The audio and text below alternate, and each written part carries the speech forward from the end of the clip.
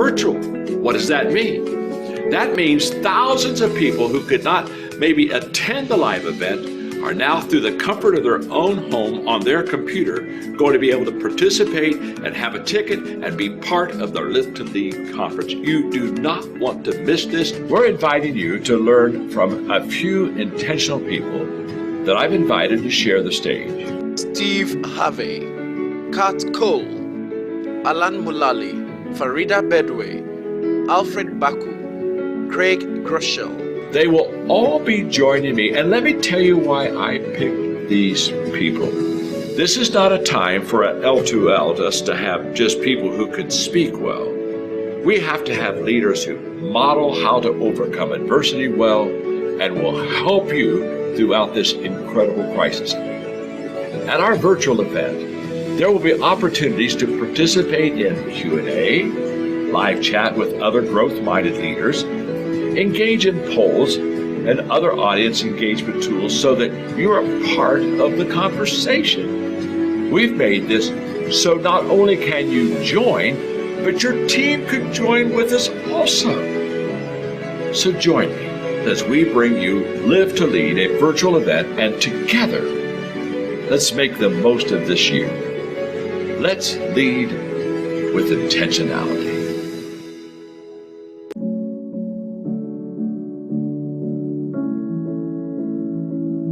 Step into leadership. Let me ask you a question. Have you ever experienced something so wonderful that you just wish that you could involve more of your friends into that experience? Well, Live to Lead is a life changer when it comes to helping you and your team develop your leadership skills and better afford to help and add value to the people of your community. And what's exciting is, I know how good it is, and this year for the very first time we're going virtual. What does that mean? That means thousands of people who could not maybe attend the live event are now, through the comfort of their own home on their computer, going to be able to participate and have a ticket and be part of the Live to Lead conference. You do not want to miss this. We're inviting you to learn from a few intentional people that I've invited to share the stage. Steve Harvey, Kat Cole, Alan Mulally, Farida Bedway, Alfred Baku, Craig Groeschel. They will all be joining me, and let me tell you why I picked these people. This is not a time for an L2L, just to have just people who can speak well. We have to have leaders who model how to overcome adversity well and will help you throughout this incredible crisis. At our virtual event, there will be opportunities to participate in Q&A, live chat with other growth-minded leaders, engage in polls and other audience engagement tools so that you're a part of the conversation. We've made this so not only can you join, but your team could join with us also. So join me as we bring you Live to Lead, a virtual event, and together, let's make the most of this year. Let's lead with intentionality.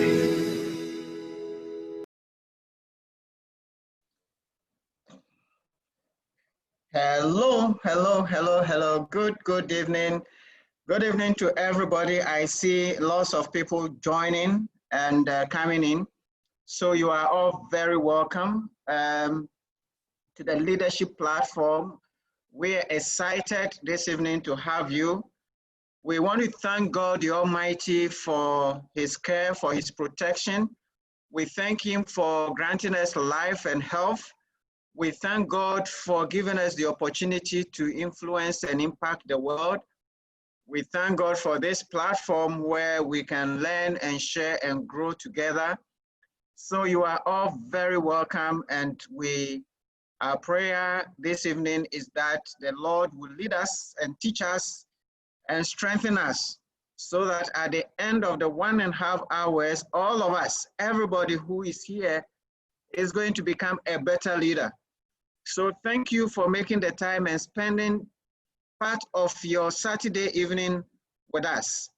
We have been having this platform for several weeks now, and we keep growing, and we thank all of you. Those of you who are joining for several times, you are welcome, and we thank you. Just introduce yourself in the chat box by giving us your name and where you are coming from. We would appreciate knowing you better. You can also interact with us in the chat box as we go along. If there are ideas that are being shared that you share, feel free to type it into the box. If you have, you're enjoying something, type it. If you agree with something, type it. If you have some other ideas, please type it in the chat box. We are all learning together so that we would become better people. If you have questions, please type it in the Q&A section. If you put your questions in the chat box, we may miss it, even though we'll try to capture as much of your comments as possible in the chat box. So you are all very, very welcome. This evening, we have a very important subject to discuss. On this platform, we are looking at these subjects from the leadership perspective. Leadership is influence, your ability to get people to follow you and to change in a positive way, hopefully. And there's a debate about where leaders come from and so on. And we know that all of us come from a home, and the home is a unit of our society. All of us were born into one home or the other. And we wonder why some people lead the way they lead, why some people lead very well, whilst others lead in a way that is disastrous. Why are some people so selfish in their leadership? Why are some so generous? What are some of the factors that affect leadership? And there are millions of them if you go through the books. But one important aspect is the home from which we all grow. So we are going to focus on that. And this evening, we cannot have a better person to lead us than the speaker that we have announced. And he's going to speak to us for between 20 and 30 minutes. And then we would have 40 minutes to be able to ask questions and interact. And as we interact, I want all of you also to think about our major conference that is coming, our leadership conference coming on this next Friday, the 9th of October. Live to Lead is an international conference. From the statistics we are getting from the 300 sites across the world, over 600,000 people have already registered to participate in this Live to Lead. It's going to be big, it's going to be great, it's going to be uplifting. So we encourage you to sign up. It's only $79. As leaders, you have to invest in yourself. Please let us invest in our growth. You will never regret it, and you will always want to come back. Major corporations are sponsoring a number of their people. Some companies have sponsored 70 people, some 60 people, some 20. So we encourage you to speak to your leaders, your companies, your church people to sponsor leaders and young people. If you can pay for some young people, please do, and let them enjoy and experience Live to Lead. We have for this evening a very able person. Amos Kevin Annan, I met him for the first time when I launched Live to Lead in Ghana and was going around trying to get people to come and join Live to Lead. So I visited one of the Pentecost International Worship Centers, and I did a small speech to the church. And after that, I was introduced to Amos, and we had a little chat. And he mentioned to me Dr. Pebi, and from there we have kept contact. And I followed him from afar before then on TV, listening to his, contributions and discussions on family life and marriage and parenting. And I've been one of his followers for some time before we met. Amos is a licensed youth minister and the Deputy Youth Director of the Church of Pentecost for several years, since 2004. He's also an elder of the Church of Pentecost, but he's more than the Church of Pentecost. He's for Ghana. He's a counselor also at the university, Pentecost University, but he's a registered, a respected voice on youth and relational matters in this country and beyond. He's a certified coach and counselor and has been consulting and doing this for over 30 years. So he has a lot of experience behind him, and in the process has written 3 books: Becoming Beauty to the Glory of God, Matters of the Heart, and Doing Dating Decently. You want to get some of these books and read. I haven't read them yet. Amos, promise that you give me copies. I'll read them. Thank you very much. Amos is likes to be described as a healthy homes advocate. He organizes the singles in 3 dimensions, and he also organizes the Creative Couples Conclave, which are annual events for young people and married people to learn and to bond. Ladies and gentlemen, brothers and sisters, I believe that Amos is competent to discuss with us how leaders are made from the home.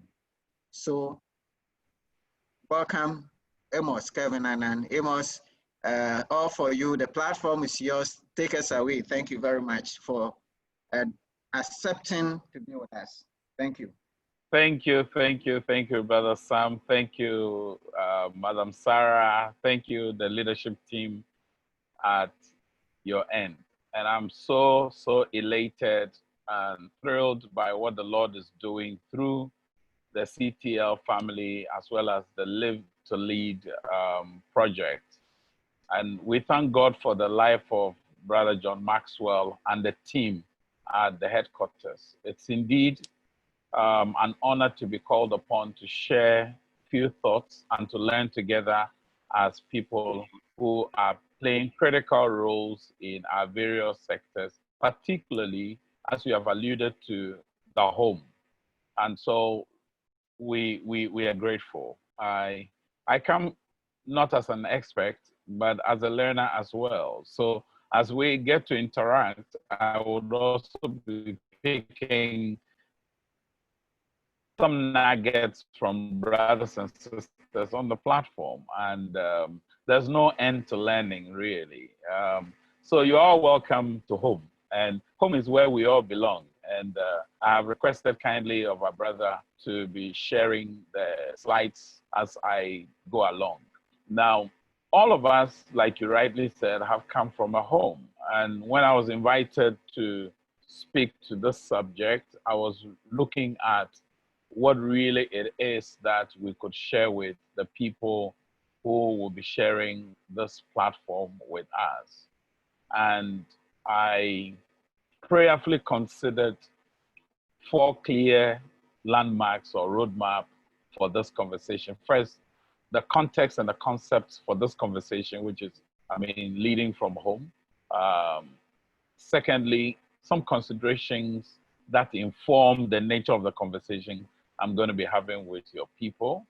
And thirdly, calling on us to look at some of the commitments that we need to really look at beyond this conversation, because the conversation, yes, it is, but beyond the conversation itself, there are some specific duties that will be required of us.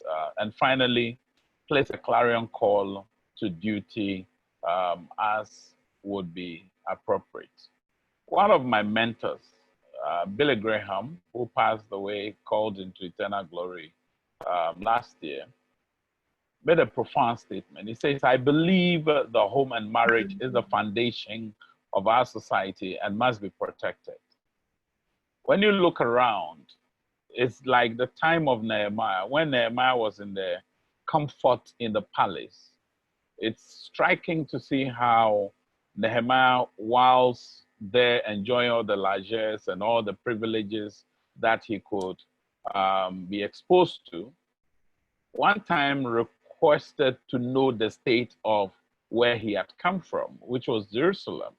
And the story was told him that the state of Jerusalem was not what he had always known it to be. It was not a pleasant place any longer because the walls were collapsing, the foundations had been compromised, and all the things that had occurred. So Nehemiah set himself to rebuild the walls of Jerusalem. And that story is so crucial when you look at the state of the home today. Society moves along the trajectory of homes. And it's not going to come easy if we focus our attention on dealing and constructing or realigning the home to the place where it really belongs. So I cannot agree any more than what Billy has said, that there's a need for us to protect the home and marriage, because when marriages falter, the home will suffer. And as the home suffers, society will not be the better for it. So it will be worse off. Now, our conversational context is borrowed from Charles Everett Cope's profound statement. Charles was Surgeon General for the United States of America from 1981 to 1989. And Charles said, and I quote, "Life affords no greater responsibility, no greater privilege than the raising of the next generation." I mean, if you know his work, Charles was very much in the forefront when it came to adolescent smoking, for instance. And so you look at his work and this profound statement that he has made. There are two things that stick out for me, Brother Sam, and all the brothers and sisters on the platform: the privilege part and the responsibility part. So to be called upon to actually form the next species of leaders is indeed a privilege. It's a privilege. But that privilege also comes with a responsibility. And that's what makes it very complex, because you must find yourself and notice that you are in a place where others wish they were, but haven't been. And you are there, and that's where the privilege part comes. Now, it is a charge to keep that you cannot falter, and that is where the responsibility bit comes. Steve Covey says responsibility. So responsibility then is your ability to respond to the task that has been assigned you. Some leadership legs on which this conversation is thrusted. We know others say leaders are born, where it is that is by nature. Others have contested that leaders are made, which is the nurturing processes. Some also go to the extent, especially those within the religious bracket, who say people are called by a divine assignment. And I tend to not have much quibble over these things, but let's look at what John Maxwell says. And this is an excerpt from his the 5 levels of leadership, which when I got introduced to this, I was really blessed by the content of the book. And it says, if you think you are leading, but no one is following, then you are only taking a walk. Now, when you look at leaders are born, leaders are made, leaders are called, fine. But what if there's nobody who is succeeding? There's nobody taking over. It's like a relay race. The baton change must occur. And there's no better place for baton change than the home. And that's why I believe in what John says. He says, leadership is influence. Leadership is influence.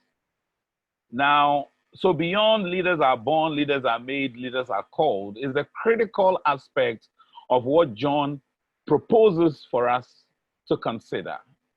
And so on the screen now you see a pink and a blue shirt where a girl says, when I grow up, I want to be like mommy. And a boy is also asserting, when I grow up, I want to be like that. That's striking. I was in one European nation doing some youth leadership training, and then I had the privilege of engaging the young people and asked them to give me 5 personalities that influenced them. I was shocked. And this was within a church context. And I was surprised to the core when I reviewed the list they had given me, and not one young person mentioned father or mother. In fact, church pastors and leaders never found expression in the list they gave me out of the 5. And I'm talking about close to about 85 young people. If indeed leadership we have all come to appreciate has an overarching presence in the influence we bring to bear on our children, then we should ask ourselves the critical question. Leading at home means that our children should look at us and want to be like us. Now, are we scared or we are at peace? Because it is the kind of leadership model that we exemplify, that the girls want to be like, that the boys want to be like. And if I, as a parent, am scared of my child or my son wanting to be like me, then I'm in big, big trouble. I cannot look up to society or the school to do this. And now, let me raise a few things that inform our conversation. Now, over the 3 decades plus 1 that I've worked with young people, I have followed many, many kinds of writings and all the things that are available in academia, in exhortation literature, and in practice. Now, I have come to the firm conclusion that the 6 things that are critical for each one of us who is seeking to lead young people who would invariably impact their generation should look at is, first and foremost, how to get them connected to their older people. Because clearly, when young people show you that the examples are rather celebrity individuals, music stars, people in the movie industry, which may not be necessarily bad, but the question is, what are the things that they are picking from these individuals? So the first thing is parenting. And parenting, in my context of this conversation, is the persons they submit to for nurturing and grooming. Who is actually nurturing and grooming the next generation? Secondly, mentors. The people they look up to as heroes and heroines. And throughout history, there are all kinds of heroes and heroines in the lives of individuals. Thirdly, identity. That is how they are turning out virtually and visibly. Because as you may well know, we live on 2 planes, 2 terrains, if you like. I listened to Sarah talk about the iceberg principle, which is fantastic because it must be heavier below the waterline.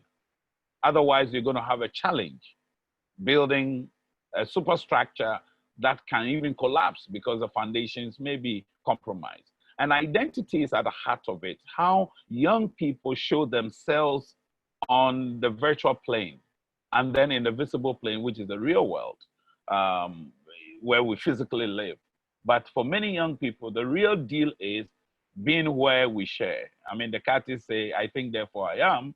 The Ubuntu platform and the African worldview says that we are, therefore you are, or you are, therefore we are. You know, like the East Africans would say, a human being is a human being because of other human beings. So that sense of connection.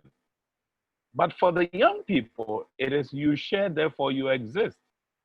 So the virtual life really is the real deal. And what kind of identity are they having? What kind of image are they portraying? What kind of character are they exhibiting?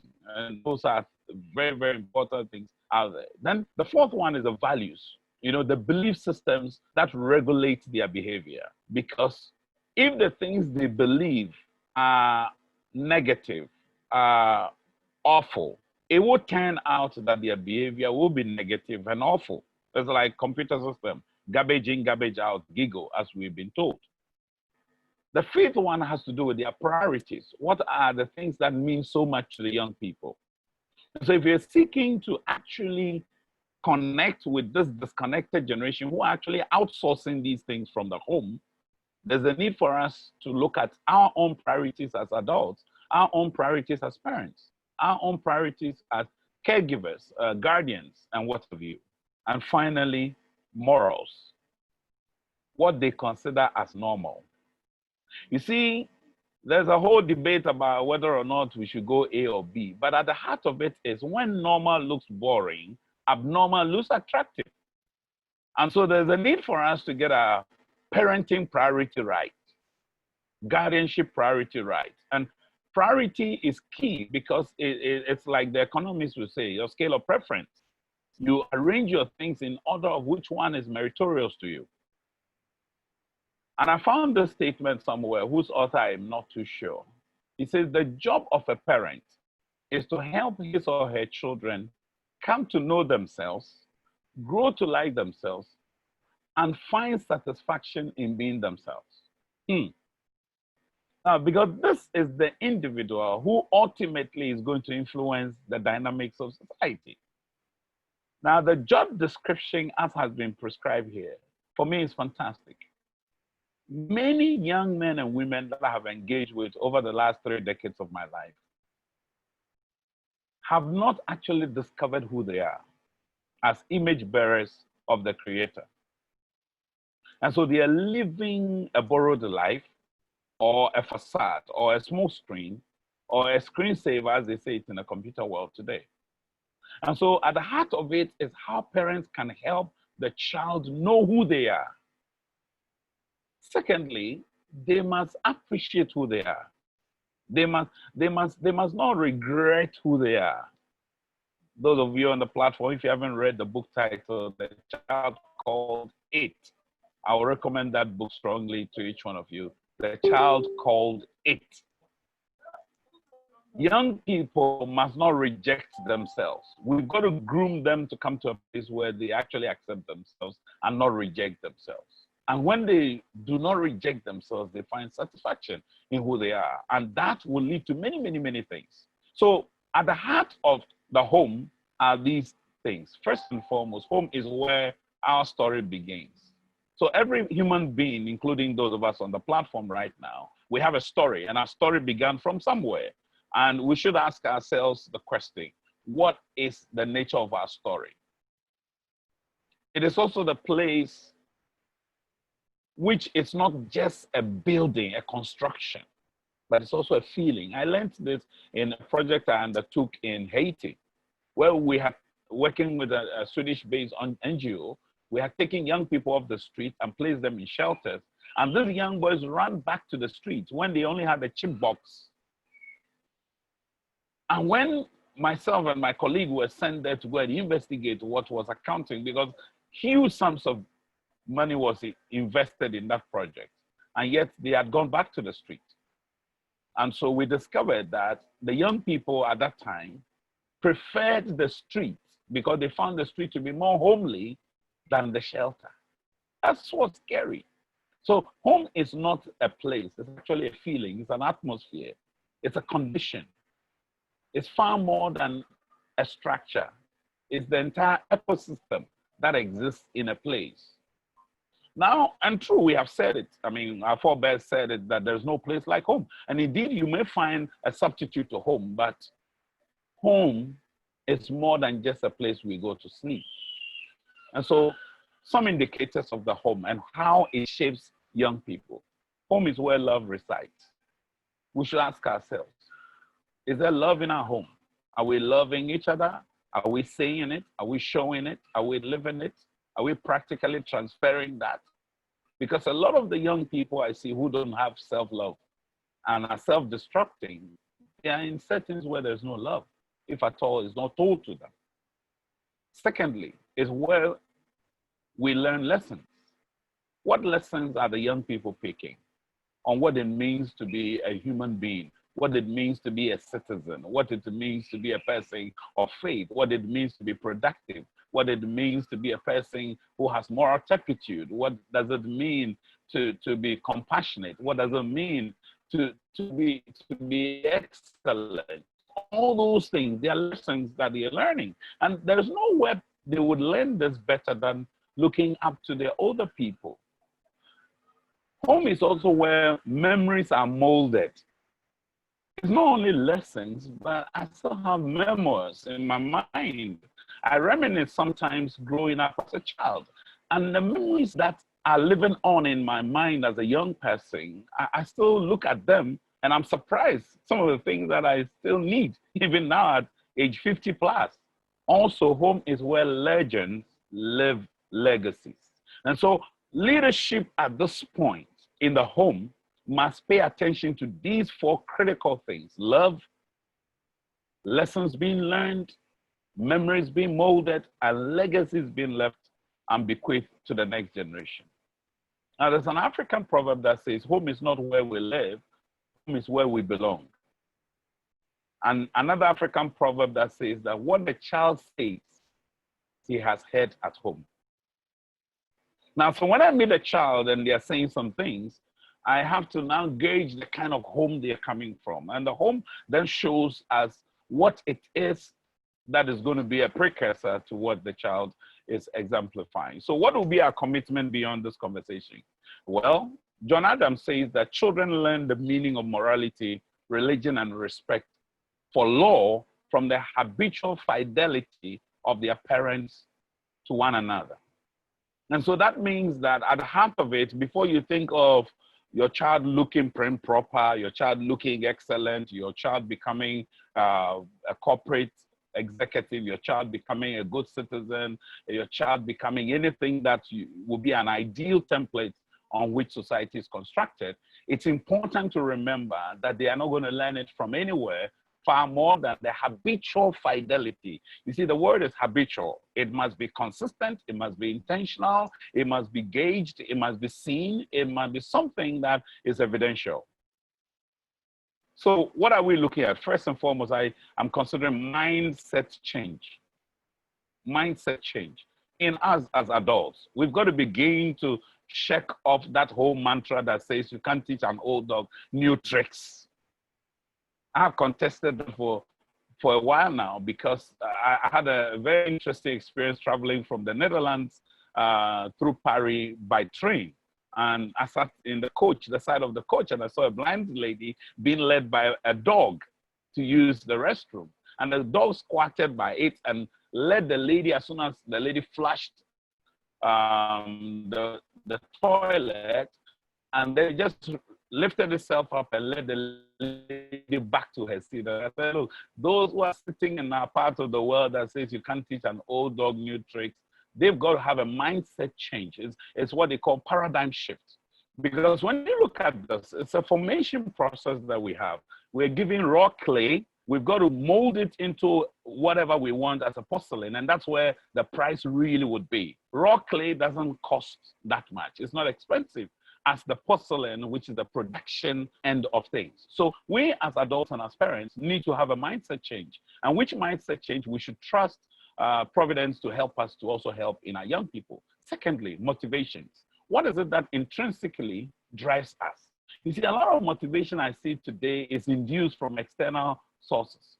But what is inside us that is causing us to do the things that we do? We've got to look at that.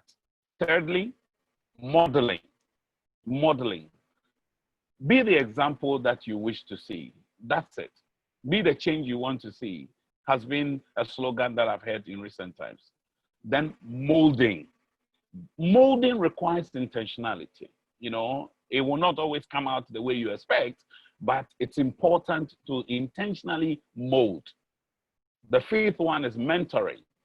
Mentorship. So apprenticeship, discipleship in those religious settings, but mentoring is what we know. But in olden days, we had a lot of apprenticeship.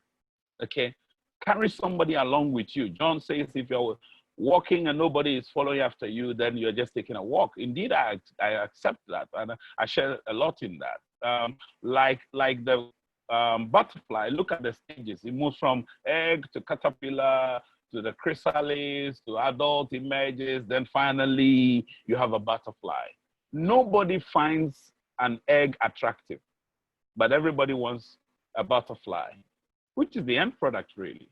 So we've got to have a mentoring process where we take them through a process. And process is what forms many things that we see around the world. And then also our own manners. What manners do we show to our young people? What are the manners that we are inculcating in them? Goodwill, communal spirit, courtesies for each other, respect for law, sensitivity towards those who are vulnerable, not exploiting others and not profiting from people's pain and things like that. What are the manners today? You know, then we've got to look at the methodology to use. We must understand that children are very different. They may be children, they may be young people, but they are not homogeneous. And being heterogeneous means that we must have varied methodology in what we do. And finally, multiplication. You know, we've got to grow our kind. We've got to grow our kind. And I like the statement. It says, I have no greater joy than to hear of my children walking in the truth. My question to you now is, have you missed any mentoring moments? Just take a look at a father and mother teaching their children. And if you look at the warmth that is created there, mentorship is to bring people close to you, let them observe the likable traits and qualities in you, let them adapt it and fit themselves into it, and hope they can role play that when they're giving the opportunity. In conclusion, I want to place a clarion call. And the clarion call is this. The Chinese proverb that I found many years ago, which I've grown to love, it says, if righteousness enters the heart, there will be beauty in character. If there be beauty in character, there is harmony in the home. If there is harmony in the home, there'll be order in the nation. If there's order in the nation, there'll be peace in the world. So where does it start? It starts from the heart of the individual. And for us to get into the heart of the matter, it will take a whole village to raise up a child, as our African forebears have told us. There was a work done by Reuben Hill. And Reuben Hill did this work. Thousands of teenagers were sampled. And he found out 4 models of parenting. The first one he discussed and called the permissive parent, who he says they are the fearful ones. Then the second model was the neglectful parent, who forsake their duties as parents. Then the third one was authoritarian parents. These are the fighting parents. They're always fuming and fighting because they're losing something. And the fourth one is the authoritarian parent, who is warm and connecting and fellowshipping with their children. Now, how does this reflect? Now, in the next slide, you see from Robin's report. Now, just look at the emotional closeness and the structure grid that is provided in the quadrants that you see. Now, to the left, you see structure, 0 to 100%. So from left to right. And then from bottom up, it's also 0 to 100, which gauges the emotional connectedness of the parents. Now, when a child is the CEO of the home, the parents are seen to have leniency on structure. But you notice that the emotional connection is 100% at that point. Now, just take a look at the business CEO where the parents is lacking. They're just not there. Look at structure, 0, emotional closeness, 0. Now take a look at when the parents are legalistic and they are fighting and they are the kind who are reinforcing and insisting on stuff. Look at the emotional closeness, is 0 up to midpoint, and then look at the aspect of structure, 100%. Then look at when the parent is loving and love dominates. Look at it. You get the structure 100% and you get the emotional connection also 100%. So what am I driving at? It means that there's a need for us, as we relate to our young people and lead them from the home, love must be the determinant. And when it is that you need help and feel overwhelmed as an adult or as a parent, I think seeking help is not a bad idea. No wonder the computer has a help button. I by the kind grace of the Almighty, have settled with three things as my motivation. First, I lead myself so that my daughters would look at how I'm leading myself. Secondly, I follow Christ Jesus. I don't force it on them. I follow Jesus. They see it and they follow me. Thirdly, I serve others. And this is at the heart of my existence and it's my reality. I want to thank you most sincerely for the opportunity to share these thoughts with your audience. And I'm eternally grateful. Thank you very much. On this, I defer to you for the interactions. Wow. Amos, thank you, thank you, thank you. Those are powerful, powerful, powerful thoughts. The home is where it all begins.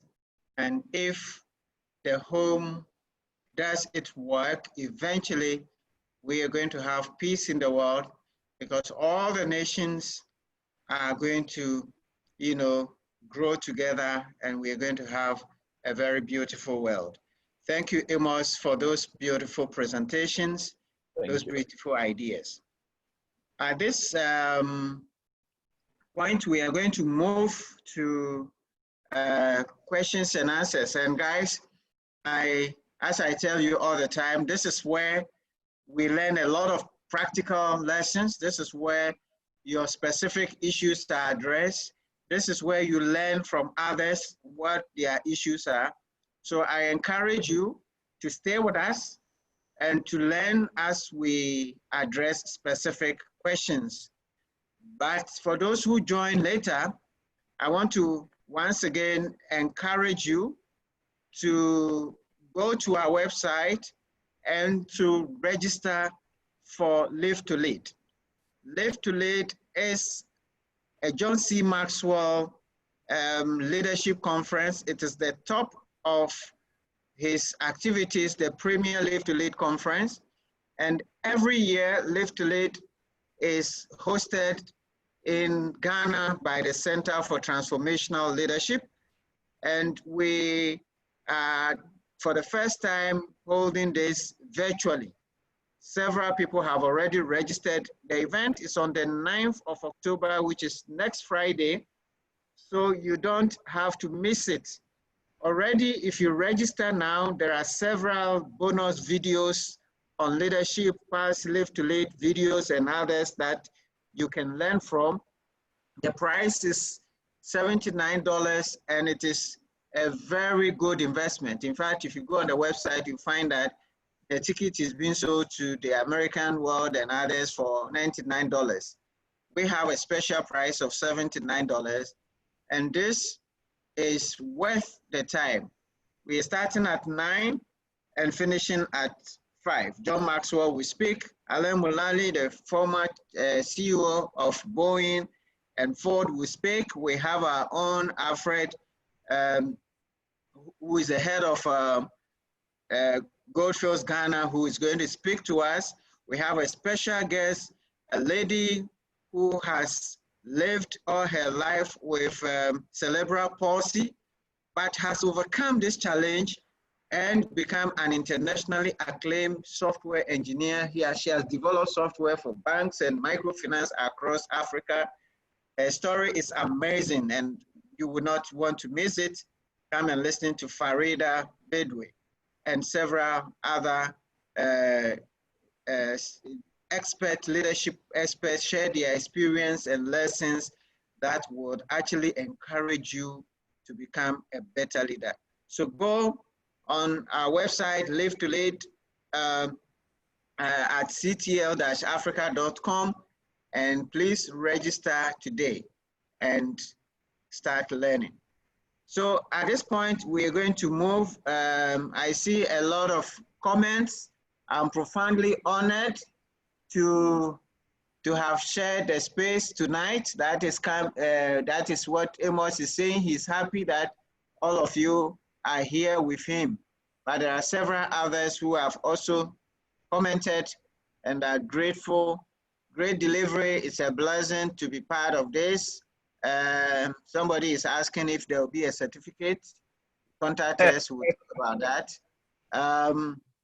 All right, so Great ideas, wonderful presentation, privileged to be served with these great ideas. So great presentation on leadership starts from the home, simple and practical. Thank you, Amos. Those are some of the comments. Wonderful and spot on. Great delivery. Have really enjoyed this. I'm grateful. Amazing stuff. God bless you. Those are some of the comments we're getting, and very insightful. Thank you. Very useful presentation. Well done, Kevin. And many, many, many more. Now, we will move to the questions. And Amos, the first question here is, when normal looks boring, the abnormal becomes attractive, as you said. Question, how do we consistently ensure that the normal does not become boring?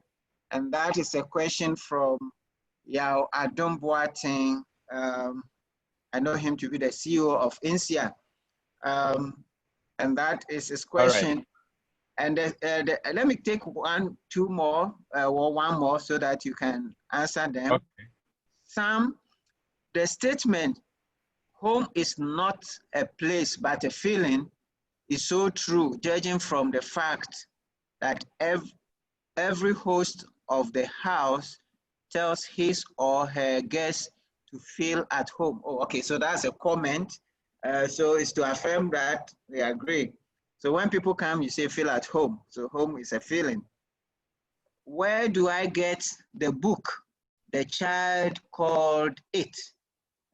So that's a question. Where can people get that book? The next question is, so we have two questions. Let me add this one.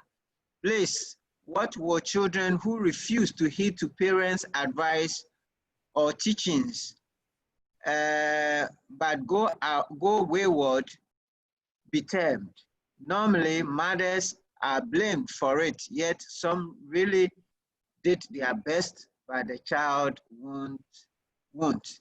All right, so those are the questions, Amos, and please address them and let's.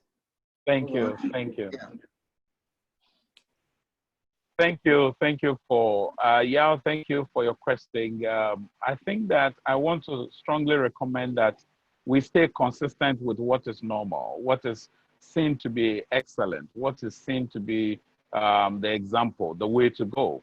Because the moment we shift from the way to go, our children or the young people who are looking up to us get confused. So there will be the distortion of what it is that we are expecting of them to do. And so many of the times you hear what we call wrong signals or mixed communication.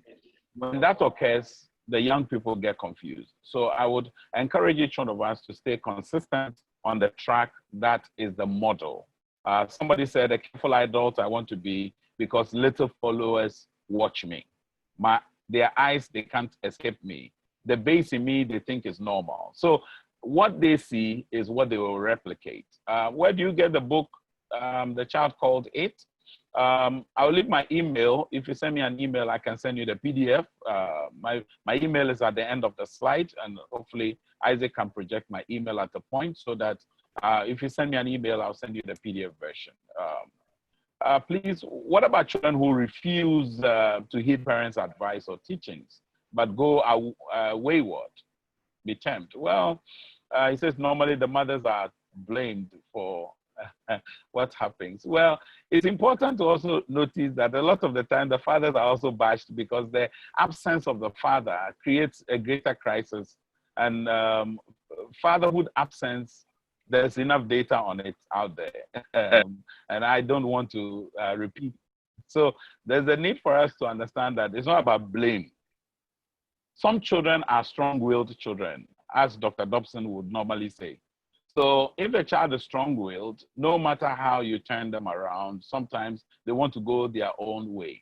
But it is said that a child left to themselves means that the parent desires their destruction. So you don't leave your child to themselves. you've got to still tender them, you still want to care for them. Sometimes we blame parents for things they are not responsible for. I've seen good parents end up having children who are wayward.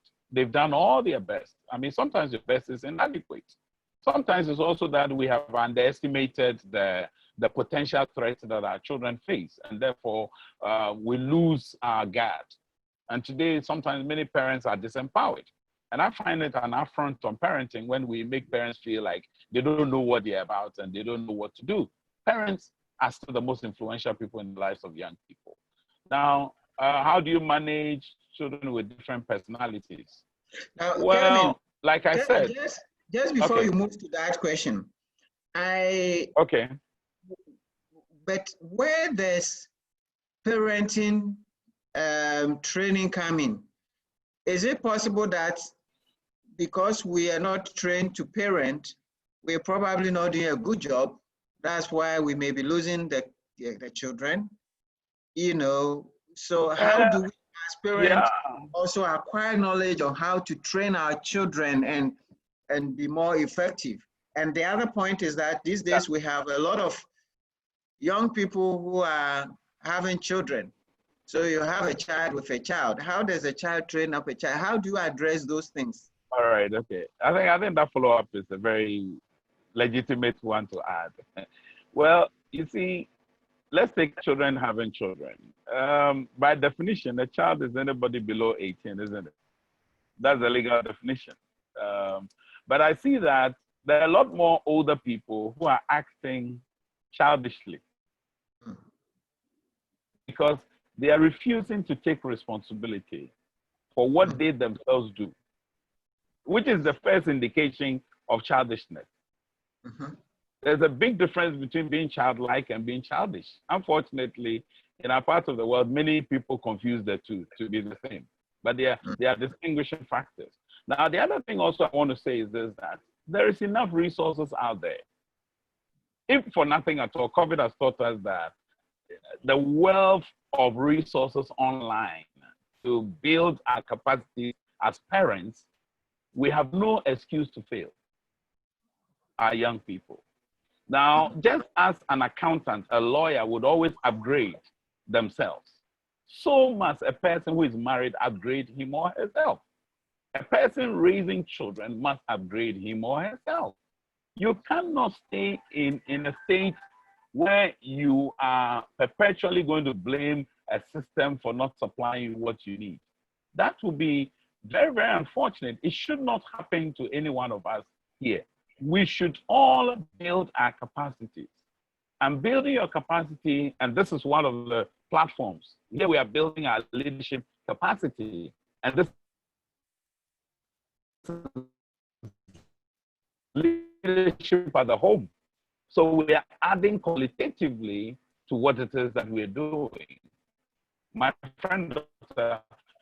Emmanuel Hobson, says that many people, the way they give attention to their job now, and I agree with him. So it means that we ourselves should look at our situation and then upscale our skills, soft or hard, and ensure that we do our best. And sometimes, like I rightly admitted, our best may be inadequate. It's not because you didn't try, but you tried. And sometimes some things may be beyond you. So you have to get into a state of networking with other parents to sharpen your skills. In fact, it's one of the reasons why we started our couples retreat. It's not because I have a perfect marriage, no. It's simply because I realized that there's a need for a community of spouses to share broadly, to exchange ideas, to encourage one another, to nudge each other towards excellence. And so even though I'm only 20 years in marriage in November, we have a couple on our page who are 31 years in marriage. Why are they there? They're great inspiration to those who are 1 year in marriage, 6 months in marriage, and we build it on and we leverage on our small successes without losing track of that. And so for me, that's my recommendation. Nobody should let anything be lost on you. Every little success is indeed an example to leverage upon, and it's a best practice. All right, thank you so much. I think at a point you probably will have to share with us how do we join the couples conference. Yes. So we move on to the next question, which is how do you manage children with different personalities? And the other one is, in your absence as a parent, probably due to work schedule, what measures can you put in place for you to still win the love of your children? So those are the next two questions for you. I mean, that's an awesome one. I mean, the one from Galaxy J4. I will come to Jerry Boachi's own as well. Now, the issue of winning at work without losing at love is key. Now, if you're living in the ideal marital setting where father and mother are present, raising the children, the absence of one must be compensated for by the one who is present. And under no circumstance must the one who is present take advantage of their presence to undermine the absence of the other. Because what tends to happen is that the absence is actually on account of supplying to meet the needs of the home. So whilst you're winning at work, nothing should be done to injure you simply because you're absent. Now, the other thing also is this, that the person who is busy at work must also have in mind that that whole mindset of absent in body means absent in mind is dangerous and fatal for the family. So you may be at a distant location working, but you must keep your hands on the steering wheel. You must still stay connected. And digitally today is the way to go. Digital connection is key. I mean, live chats and stuff like that, signing on onto Zoom and having a chat with your family, it's key. Set those schedules aside and be intentional about it. Do the same with your spouse if you're within a union. If you're alone raising your children, then it means that you've got to get a support, some assistance. And whoever comes to your space, don't just let them be, because people will not do what you expect. We have been told they do what you will inspect. So keep your eye on the ball and ensure if you can install devices to monitor from a distance, that's also good. As long as you don't overdo it, because sometimes it becomes overbearing and intrusive, and that's not helpful. Now, the other question on how do you manage children with different personalities? Amos, I know you want a follow-up. I can see you want to have a follow-up. Yes, because you're going to one area which is of interest, which is the impact of social media on parenting.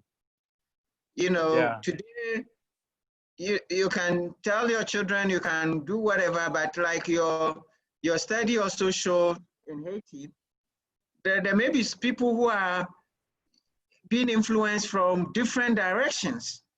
They are on Facebook, Instagram, they are seeing on TV, people, they are hearing all sorts of things. How does a parent, you know, navigate all that? How do you set the barriers and structures to be able to keep or successfully navigate your child through this maze of you know, information everywhere? Well, that's a nightmare for every parent, including myself. So there's no magic wand in this matter that gives you instant results. What we all need to do is we're all learning on the job. So first and foremost, what I do is to do a Google search of myself from time to time. So Google me, and each one of you after this session can Google yourself, and you'll be amazed at things about you online that you have no clue they exist. You know, that's the starting point.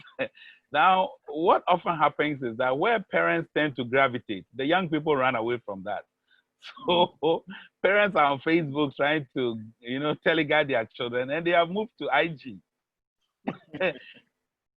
Parents move to IG and they are on Periscope or they are on Telegram or something else.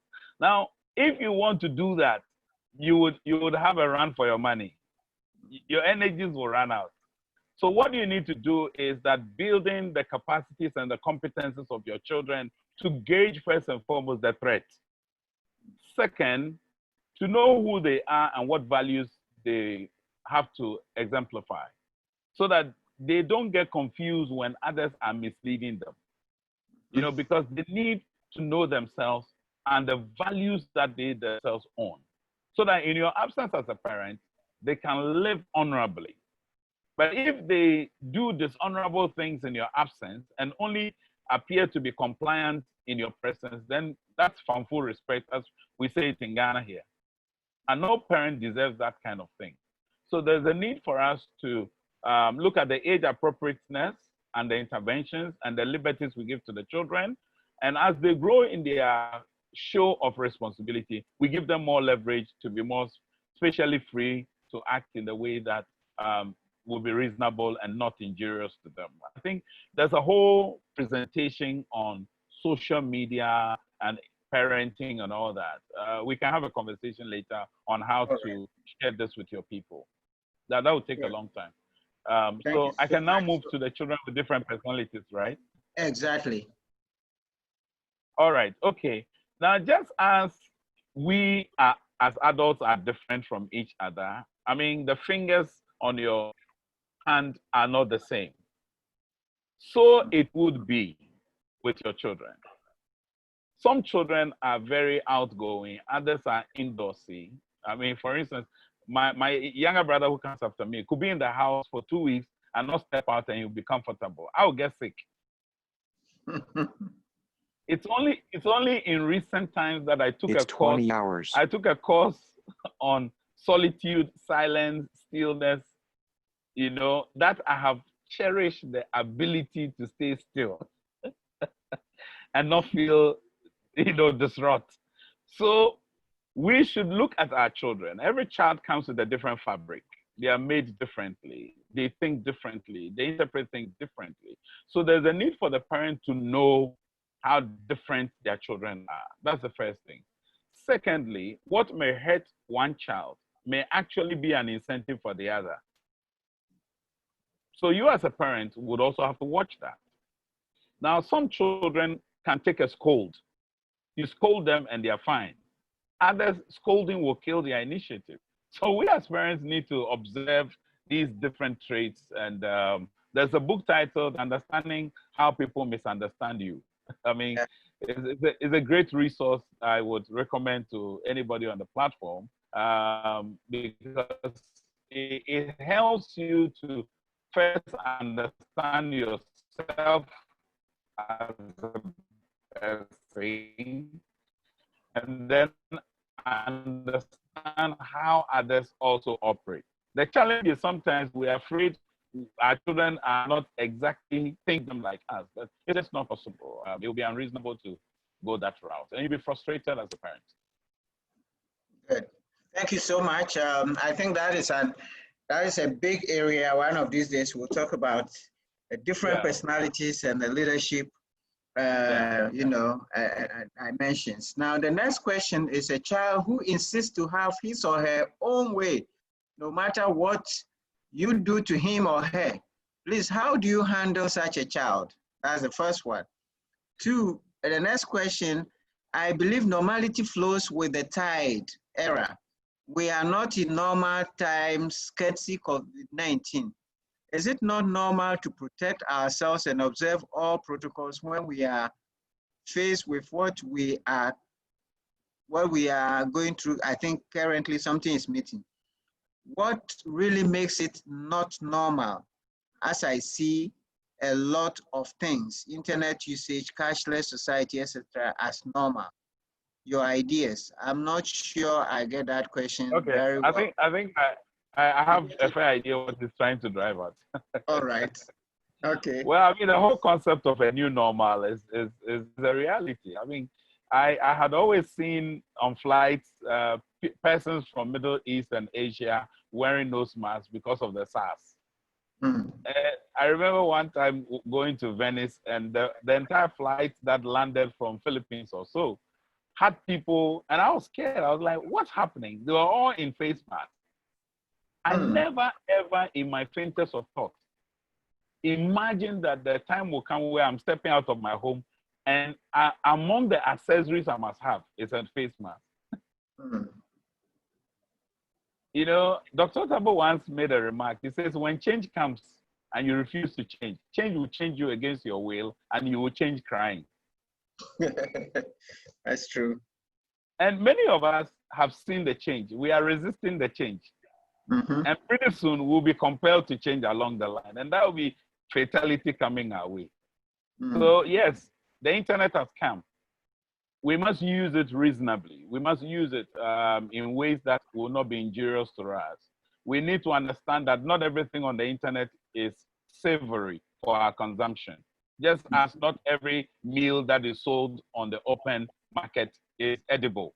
It may be cooked food and all that, but it may not be healthy for you as an individual. So we need to help our young people, and we ourselves should not be doing things that we know are injurious to human beings. Only for our children to want to do same, and we are crying. That would be fatal, you know. I remember when I was in Kenya once, where they had introduced the mobile system for people to check the stock market rates of maize and stuff on the farm. These were being introduced to farmers, and there was a hullabaloo that, oh, these are illiterates, they are not educated, why do you spend time doing this? And today, it's become a pattern. Yeah. They took the lead many, many years ago, and now we are catching up with them. So that's the reality of life. I mean, the tide is such that sometimes you got to flow with the tide, sometimes you must swim against the tide, because it's not every tidal wave that is helpful. Some will carry you to deep seas that you don't know how to swim, and you will drown. So when you see what would be threatening to you, you don't swim along. And swimming against the tide by swimmers, I've been told, is the most difficult thing to do, because it splashes directly into your eyes. You know, that's the discomfort. Okay, a child who insists on having his or her way, I need to know the age of the child, because age-appropriate intervention is required. At every material moment, the best interest of the child is what must drive us. Things like discipline and punishment and all those things have to be discussed. What disciplinary measures are appropriate for, say, under 5-year-old child? What disciplinary measures will be appropriate for a teen or a post-teen? So you've got to also know that there are varied interventions, but at the heart of it must be the best interest of the child, not necessarily protecting your image as a parent, which is often my fault, because I'm a public communicator. People are looking up to me. So when my children are behaving, I say to them, you see, you know what you're doing. You're putting me in harm's way. I'm sure there will be more than one person on the platform who has that struggle just like myself. Okay, so I'm told it's under 5 years. If they're under 5 years, it means that parental control must be asserted, parental authority must be asserted, but we must also teach them how to negotiate. Yeah. So we must, there's a whole principle which is taught. I did a series for SOS some years back on positive discipline. If you take my email, we can have a conversation on positive discipline. It's a disciplinary measure it's not high-handed, it's negotiable. And 5 years, they are speaking.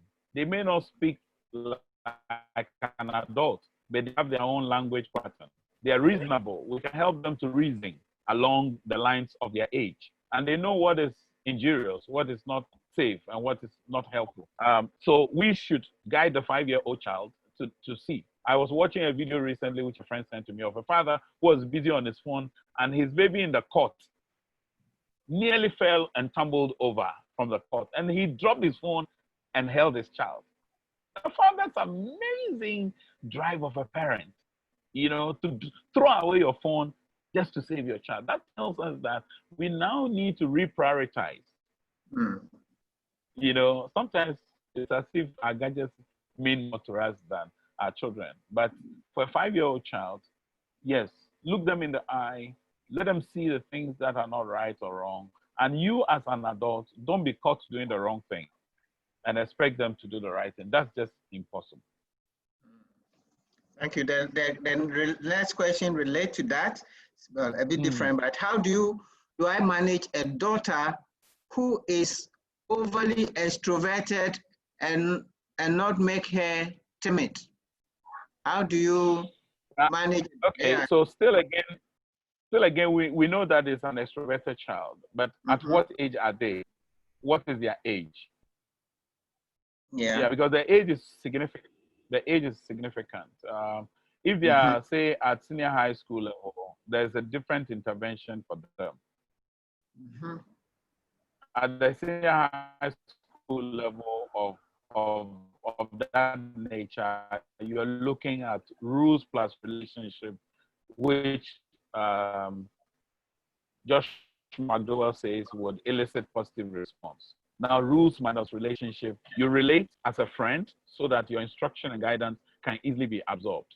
But where it is that you are alien, disconnected, they accepting your influence will be very difficult. Because see, I see a lot of parents who say my children are not my friends.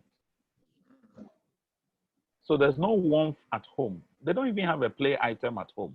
No Ludo, no Scrabble, no Uno, nothing. No game at all. Mm. And so how are you connecting with a child beyond the routine and the rhythm of parenting, which is status driven?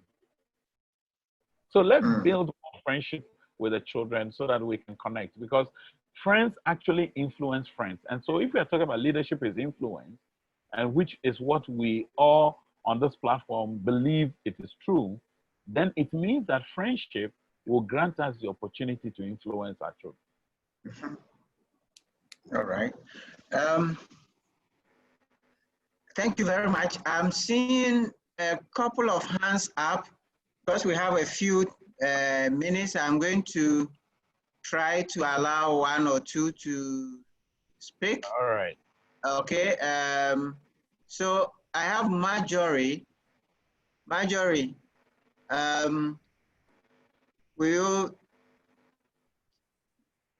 you still there?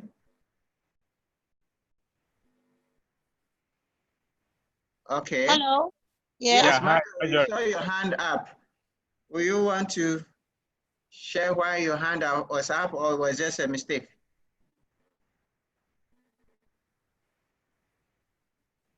Hello? Hello, Marjorie. Marjorie, we are listening. Oh, she went out. Okay. Hello? She's muted. Okay, now we have Cynthia Martinson. Cynthia, your hand is up. You want to say something?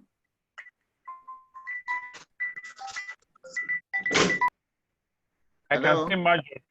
I can see Marjorie trying to come on, but not able to talk.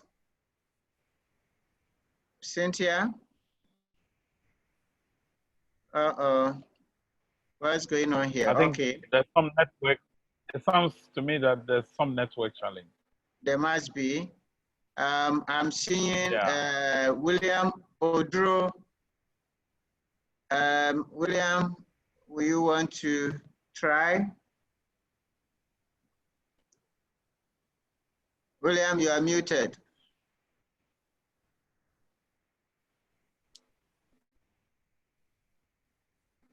All right. Okay, so Hello? yes. Yes, William. Hello, Samir. I'm not asking no question. Sorry. All right, your hand was up, so we're not sure. Sorry. Okay. Don't worry. Abna, is your hand up? I see Abina, or not up. Okay. All right. So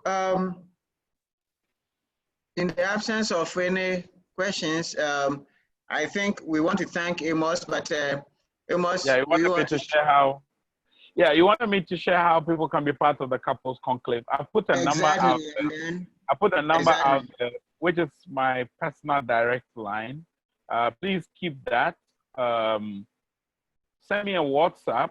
I will send you a link. The Creative Couples Conclave. We've signed an MOU with Volta Serene Hotel in Ho. And for the next 2 years, we are going to be having our retreats there. The next edition of our retreat, which just ended 2 weeks ago, would be the 29th of April to the 2nd of May. 29th of April to the 2nd of May. I want to encourage you to start saving. I mean, the last one that we held this year was 3,000 per couple for 2 nights. And this time we're going to have 3 nights. So it may go up a little. Start saving now. Between now and April is a long time. If you start saving 20 cedis a day, you are good to go. Good. I'm seeing a couple more questions. I think I'm willing to take any that you want to give me. we just have some 10 minutes. So All right. Okay. the next one is any recommendation on parenting books, especially for children under 10? And the next one is, what do you do as a child when the parent or parents you look up to do not take their own advice and seem to be doing the opposite of the things they warn you about? So this may be from a child. And how do you approach the parent without being disrespectful? Yeah, that's a very difficult one. When parents are the ones sending the wrong examples, it's a nightmare for a young person. I once met a 16-year-old girl in one international school I presented, and this girl asked me a question: is marriage necessary today? For a 16-year-old girl to be soliloquying to herself with this means that what she has seen was the both each other on the blind side of each other, but the child has seen both, but haven't raised the question.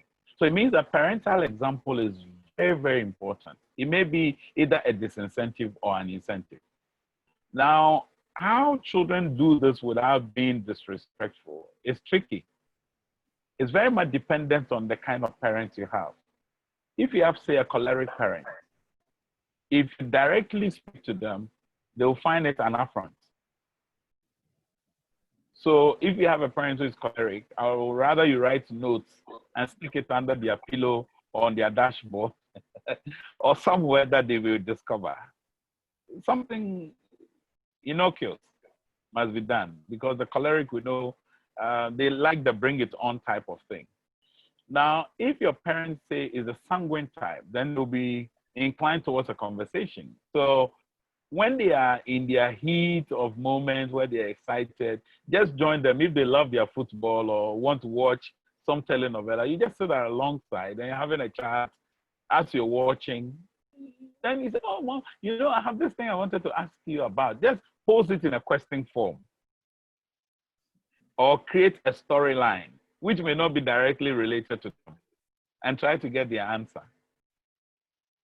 But when you do it directly, many parents will feel very uncomfortable, and then that's where the disrespectful tendency will come out. Recommendations, yes, there are several of them. But again, I can't make a list on the page right now. But if you get in touch with me, either by my number or by email, I would share some resources with you. I have a number of PDFs that I can share with you. But one that I would really recommend is Gary Chapman's Love Languages. It's a great resource. Sean Covey also has a very good book, 7 Habits of Highly Effective Teenagers. I mean, once at age 10, let them read those kinds of books. It will help them. And for you as a parent, you could get Chip Ingram's book on effective parenting in a defective world. Effective parenting in a defective world. Chuck Swindoll also has a whole collection on parenting, surviving through, from surviving to thriving. That's also something that you can look at. There are quite a number of them. I would later engage you. If you don't mind, you can get in touch. I can give you a whole array of list of resources. And then Pew Research also is there. Pew, P-E-W. They also do a lot of research. So you could go there and do some reading on some of their new writings on young people. There's a gentleman by the name Walt Miller. Walt Miller runs the Center for Parent Education, for instance. He's more into the digital technology, music, movies, and how they influence our young people. You could read some of his writings. He's excellent. I mean, he wrote Understanding Today's Youth Culture. Patricia Hirsch also has A Tribe Apart. It's a good book to read as a parent. It helps you to understand today's adolescents. And If there's any way to know what really our children are looking at, first look at the TV titles they are watching, the magazines they want to read, the storylines they tell you about, the heroes and heroines they mention oftentimes, and the people they quote most of the time. If you want to be a student of youth culture, these are things you want to look at because it gives you an idea of the influences in their lives so that you can do a background check of those individuals and then you can be in a better position to guide them. All right, thank you so much. Well, I believe we have learned so much this evening. You want to share your closing remarks with us, Amos? Thank you, Brother Sam, Sister Sarah, and the team at CTL. I really enjoyed every bit of this exchanges. And I consider it a profound honor you asking me to be part of this. So thank you most sincerely. And we will do everything we can do in our strength and within the grace giving us to push this leadership platform and what you're offering to the people that are within my scope of influence. And now, as a big concern that I have, I pray that each one of us will leave here asking ourselves 3 questions. First, what is it that I'm doing that will injure my leadership at home? Secondly, what is it that I am not doing that will help my leadership at home, which I need to start? And finally, what conversations must I have if I want to leave legacies to the next generation? These 3 questions, I believe, should position us rightly to lead at home. And as the home goes, so would habits, so would habitation, so would the neighborhood, so would the country, so would the office be, cascading down to the rest of the world. Thank you once again. I'm profoundly honored. Hello, Brother Sam. Yes. In the end, I think you were breaking off at the end. Oh, my apologies. Yes, but I think it's the internet. So I think we got almost everything. So we want to thank you once again. Sam, 1 minute. Yes. Somebody is talking about being married before he joins. We have singles in 3D. Singles in 3D is singles in dating, singles in decision making, and singles in dilemma. That's why it's called singles in 3D. So we address the categories of singles in that stage, and you have a space in that direction. When is that one too? That one will be next year. This year we are not doing an event because of the COVID restrictions. Yeah, COVID, large gathering. But hopefully next year we'll roll out our packages, which will be a hangout, a day out, sightseeing for singles, so that they can connect. Because when singles mingle, they connect, and as they connect, you know, the rest becomes history. We know the rest. All right, ladies and gentlemen, I think by the grace of God, we have had good lessons. We want to give thanks to Amos, but more importantly, give thanks to the Almighty God for guiding us through these lessons. May his name be honored, and may we, in our respective ways, help to grow better leaders from our home, for our country, for our world. May God bless all of us, and may we all have a very good night. Thank you all for being a part. We love you. We want to encourage you to grow as leaders. Next week, we will not have the leadership platform because we're having Live to Lead on the 9th. So we'll skip the 10th, and then you will join back on the 17th for another interesting platform discussion. Thank you very much, and have a good night to all of you. Bye-bye, and thank you, Uncle Amos. Bless you too. Bless you too. And regards to everybody out there. Thank you. Send your message, Brother Sam. All right, thank you so much. Step into leadership. Let me ask you a question. Have Have you ever experienced something so wonderful that you just wish that you could involve more of your friends into that experience?